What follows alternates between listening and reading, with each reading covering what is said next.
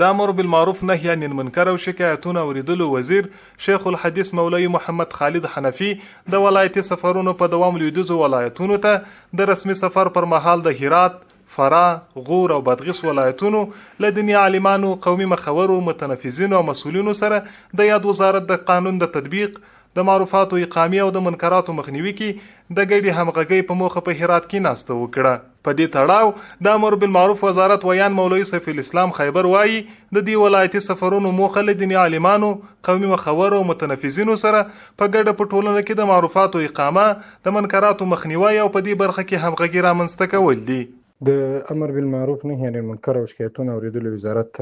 قدرمن وزیر شیخ الحدیث الحاج مولوی محمد خالد حنفي صاحب د خپل ولایتي سفرونو په دوام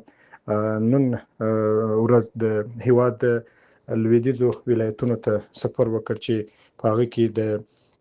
فراه، غور، بادغیس او د هرات ولایتونو مسؤلینو ګډون کړی و. قومي مخور، متنفذین او علما کرام پکې موجود و.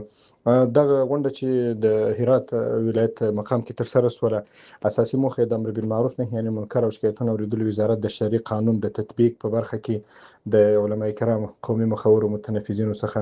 همکاري و. دغه راز ښاغلي خیبر زیاته کړه نړیوال کفري جهادونه د نړۍ په نورو سیمو کې د زرګونو ښځو او ماشومانو په قتل عام او پر هغوی د کیدونکو وحشتونو په تړاو چوپ پاتې دي، خو په افغانستان کې د حجاب په کولو غوغا جوړوي او واقعیتونه د خپلو سیاسي موخو لپاره په شیطانت سره تحریفوي. د یادولو وړ ده چې د امر بالمعروف وزیر شیخ الحدیث مولوی محمد خالد حنفي څو ورځې وړاندې د ولایتي سفرونو په دوام د هیواد شمالي او جنوب ختیځو ولایتونو ته د سفر پر مهال